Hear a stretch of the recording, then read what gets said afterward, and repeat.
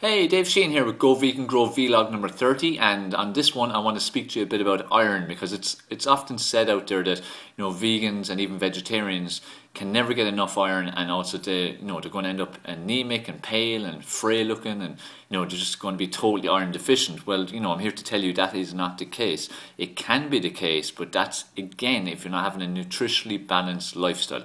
Whole thing about adopting a plant-based vegan lifestyle, it shouldn't be as a diet, it shouldn't be as a fad, it should be a lifestyle. So you should be looking to incorporate mainly whole food based foods into your lifestyle. So lots of fruits and veg and seeds and grains and all these kinds of foods. It shouldn't be junk food vegan in terms of just eating all processed foods and junk foods and vegan cakes and ice creams and stuff like that. Okay, so that's one important point. So if a vegan typically is iron deficient, it's because they're not getting enough iron rich plant foods. So there's plenty of iron rich plant foods. Now it is true that plant foods, the iron in them doesn't absorb into the body as easily as that of animal proteins that are rich in iron. However, most plant foods do contain a lot of vitamin C, which speeds up the absorption of iron into the body. So again, nothing to worry about if you hear about that. Now, how about in terms of what kind of iron foods, what are the sources plant-based? Well, let me just read a list here that I have for you. Tofu, again, there's 7 milligrams in half a cup of tofu.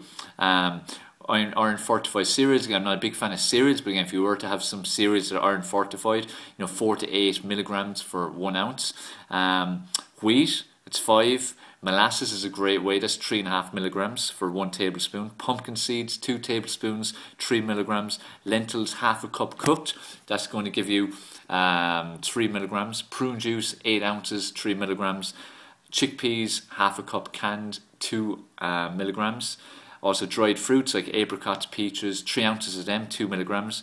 Black or kidney beans, half a cup, 2 milligrams. So you can see there's lots of different options there. Artichokes, another one. It's like for me, I eat lots of like that, black beans, kidney beans, chickpeas, lentils, all these kind of foods, dried fruit. So every day, so there's no problem with me getting iron. I'm not going to be iron deficient. For women, typically look at about 10 milligrams per day. Guys, or sorry, not 10, how many is it again? 15. And for guys, then about 10, in and around that, okay? So 15 for females, 10 for men.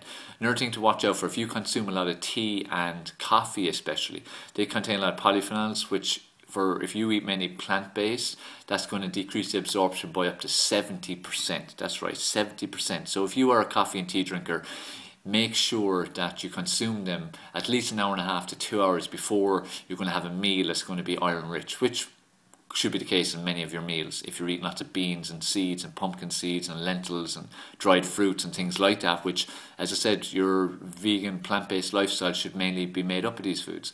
So my key message to you here for vlog number 30 is don't worry about being iron deficient. No harm to get it checked every so often, but the chance of being iron deficient, if you've got a well-balanced, well-rounded plant-based lifestyle, they're pretty slim.